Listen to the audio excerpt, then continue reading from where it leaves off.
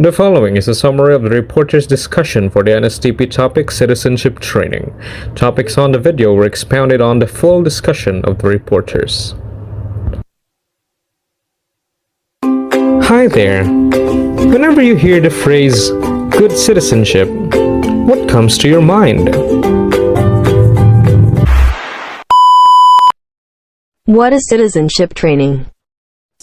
So ano nga ba ang citizenship training? Citizenship training is a program where it develops characters to become more mindful of our responsibilities, rights, and roles in the society. So ang citizenship training daw ay isang programa na kung saan tayo ay magkakaroon ng kaalaman tungkol sa ating responsibilidad, karapatan, at mga batas na kinakailangang sundin upang maging isang mabuting mamamayang Pilipino at para maging aware tayo kung papaano magkaroon ng isang matatag at mayamang bansa. We the sovereign Filipino people importing the aid of the Almighty God in our order to build a just and human society, establish our government, and shout out to embody our ideals and aspiration and promote the common good concern and develop our patriotism and secure to ourselves and our posterity the blessing of independence, democracy under the rule of law, energy, the truth, justice, freedom, love, equality, peace to ordain and promote this Constitution. An introductory statement, especially the introductory part of a Constitution of statute, that usually states the reason for and intent on the law. That introductory fact of circumstance, especially our indicating what is to follow. It contains ideas that the Constitution seeks to achieve. It gives direction and purpose to Constitution. It also enshrines the grand objective and socio-economic goals which are to be achieved through constitutional processes. Constitution of Liberty o mas kilalang Bill of Rights. Ang Bill of Rights ay matatagpuan sa Article 3 na binubuo ng 22 articles. Ngunit ano nga ba ang Bill of Rights? Ang Bill of Rights ay isang listahan ng mga mahalagang karapatan ng mga mamamayan. Nagsisilbi itong proteksyon ng mga Pilipino laban sa mga estado at iba pang individual. Paano nga ba kung wala ang Bill of Rights? Kung wala ang Bill of Rights, maaaring gawin ng kahit sino ang mga nais nilang gawin sa'yo. Ako kayo ng dalawang halimbawa ng section ng Bill of Rights. Una, no person shall be deprived of life, liberty, property without the uses of law. sinasabi dito na hindi pwedeng kikilin ang buhay ng isang tao na walang proper due process. Ang life ay hindi lang tumutukoy sa buhay ng tao, tumutukoy din ito kung paano nila pahalagaan ang kanilang pangangatawan. Ibig sabihin nito, hindi ka man nila pinatay pero pinutulan ka naman nila ng daliri o binulag ka nila, maaari mo pa rin sabihin na nilabag nila ang karapatan mo upang mabuhay. Ang liberty naman ay karapatan mo upang gawin ang iyong nais na walang pakikialam ang government o ang ibang tao. Ang right of properties o ang karapatan mong may-ari ay sumasakop sa tangible and intangible properties ng isang tao. Ayon sa karapatang ito, pwede ka magmay-ari, magbenta, o gumamit ng mga properties as long as hindi ka lumalagpas sa limitation ng batas. Ito naman ang ikalawang section na aking share sa inyo. Rights against unlawful search and seizures.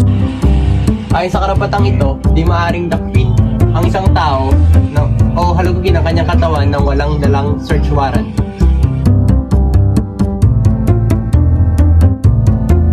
Checkpoints.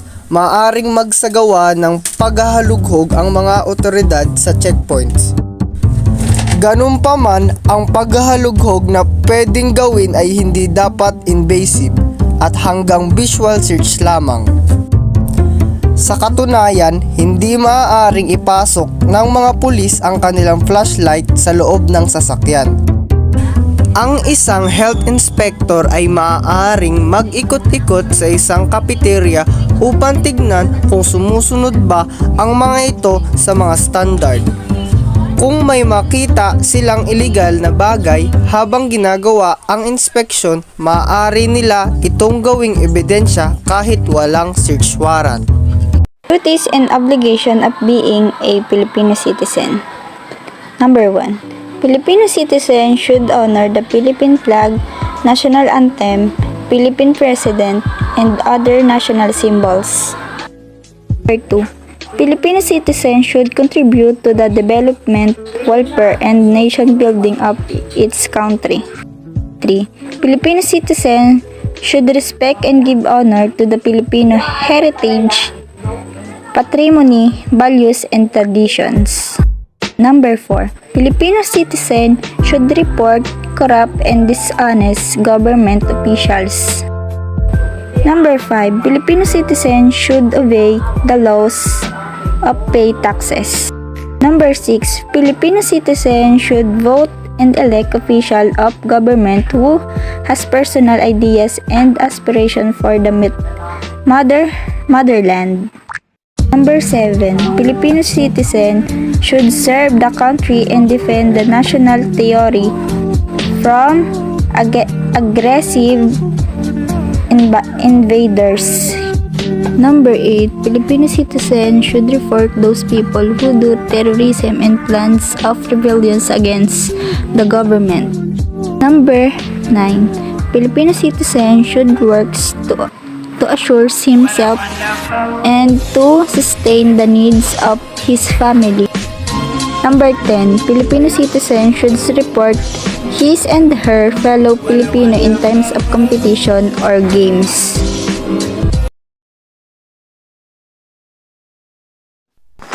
Volunteering increases self-confidence. Volunteering can provide a healthy boost to your self-confidence, self-esteem, and life satisfaction. You are doing good for others and the community, which provides a natural sense of accomplishment. Your role as a volunteer can also give you a sense of pride and identity. The policy or practice of volunteering one's time or talents for captable educational or other worthwhile activities, especially in one's community. The principle of system of doing something by or relying on voluntary action or volunteers. A theory that conceives will to be the dominant factor in experience or in the world. Volunteer tutoring is rewarding. You have the chance to make a real difference in the life of a child and ultimately the greater community. Volunteer tutoring is easy and fun, and you get to experience your students' positive response and growth. Tutoring gives you all the chance to join a community of people with similar values.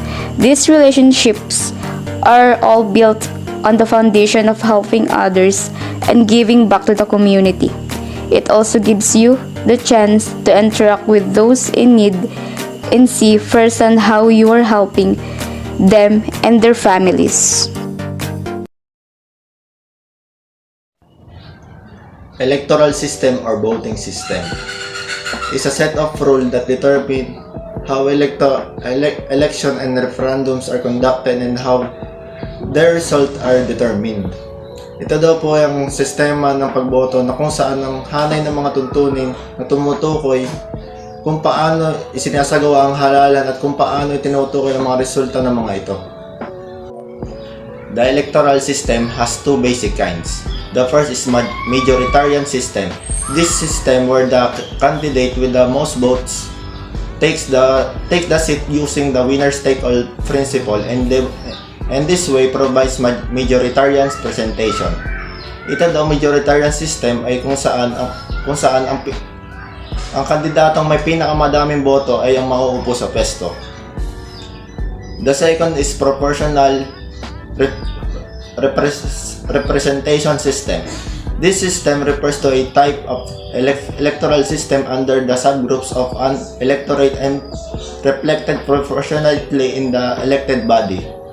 This concept applies mainly to geographical and political division or political parties of an electorate. Ito naman ay tumutukoy sa isang sistema ng electoral kung saan ang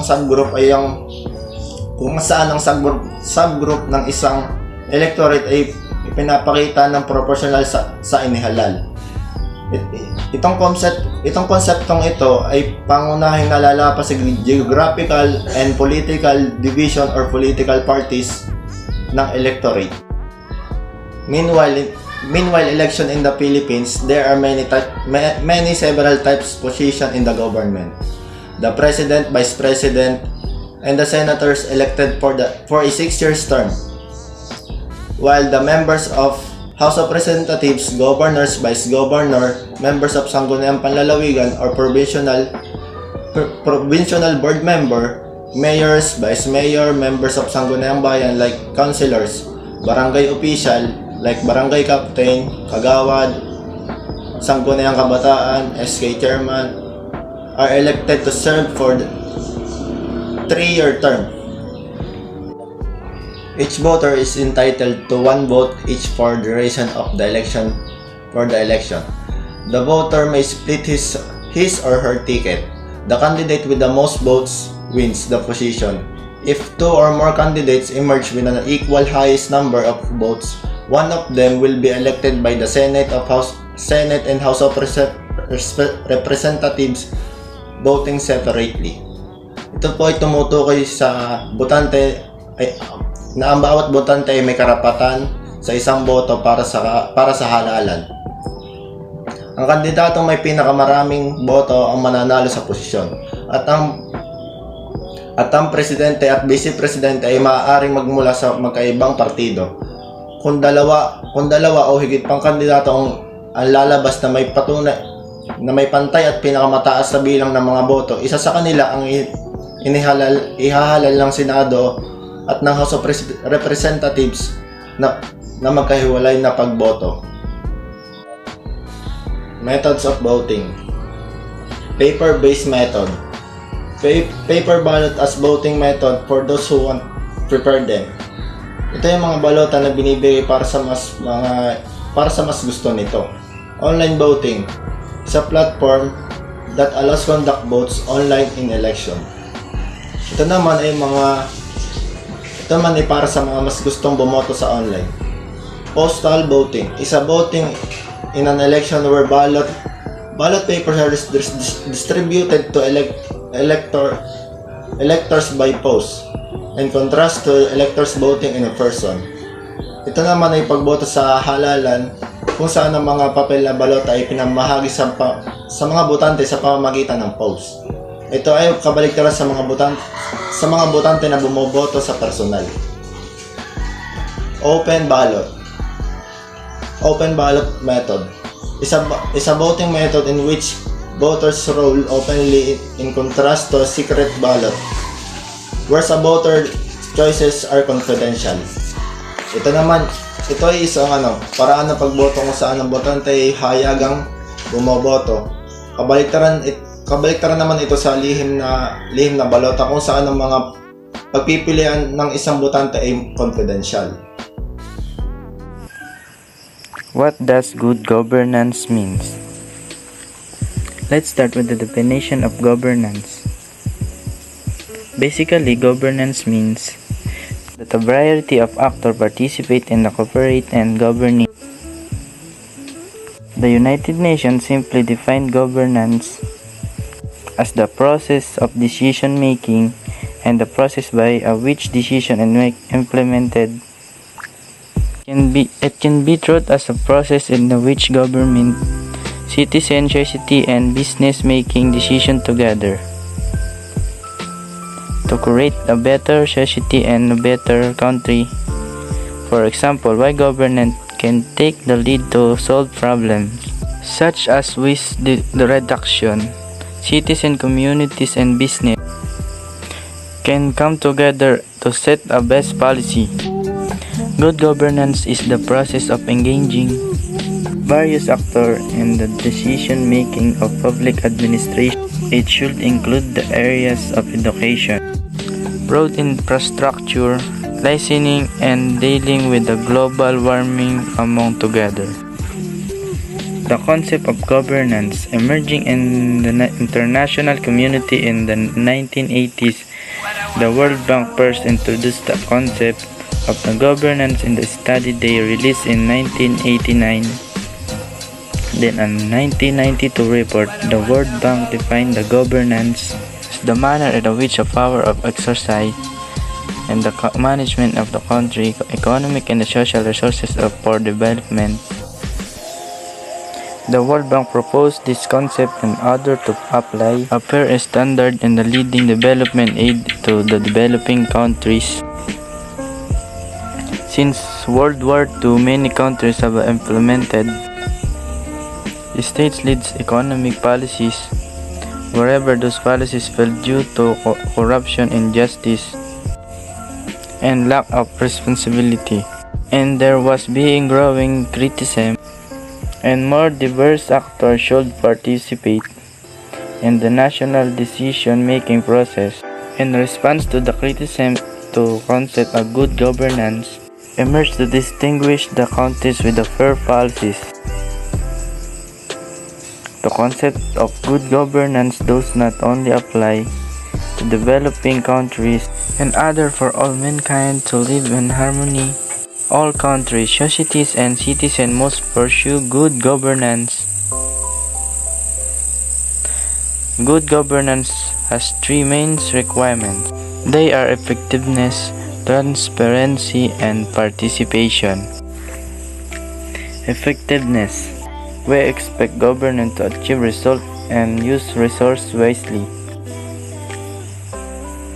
No money should be wasted in full public areas including education, social welfare, and medical care. Transparency. All citizens should be unable to see why and how governments make decisions. We should have access to explanation about governance, both policies, budget, and confined finance information. Participation. We should all have a voice in public decision. Even if we're not well connected or have a loudest voice, we should be able to voice our concerns and inspiration through voting, public meeting, and comments. To create a better future for everyone, effective, transparent, and participatory public administration system need to created. As a lesson from history show us, a lack of competent governance crippled the government, and once government incapacitated, the lives of citizens become challenging, and a better world will become impossible. Good governance is a global discourse and at the same time, it can be our story in our own country. What does good governance mean to you? What can we do for good governance? Philippine National Anthem. The Philippine National Anthem is a product of revolution, a response to the need of revolutionary times that gave birth to it. And this need arose in 1898 when the revolution against Spain was in second year and the Filipino victory was in sight. General Emilio Aguinaldo astutely recognized the need for national symbols to rally the nation against the enemy. On June 5, 1898, he commissioned Juan Felipe, a Cavite pianist and composer, to work on a march for the revolutionists. Felipe worked on an assignment for 6 days and on June 11, sitting in front of a piano in the Aguinaldo living room, played his music before the Presidente and his lieutenants. Named by Felipe the Marcha Pilipino Magdalo, the music was adapted on the spot and renamed the Marcha Nacional Filipina. The national anthem was heard publicly for the first time on June 12, 1898. When standing on the balcony of his Kawit mansion, Aguinaldo proclaimed Asia's first independent republic before a cheering throng. The national anthem, like other national symbols of a country, represents the tradition, history, and beliefs of a nation and its people. Hence, it helps evoke feelings of patriotism among the country's citizens and remind them of their nation's glory, beauty, and rich heritage. A national anthem is a national symbol. This is important to realize before one can truly find an answer to the question. Nationalism is about national unity, and in its purest sense, it is about uniting people who adhere to the same kind of national symbols, culture, or institution. The national anthem is a national symbol, which means that it is a component and a strong one in national unity. A national anthem promotes nationalism and so national unity. An united people is a people with solidarity, strength, and is able to sacrifice for well-being of other people. That is why a national anthem is important.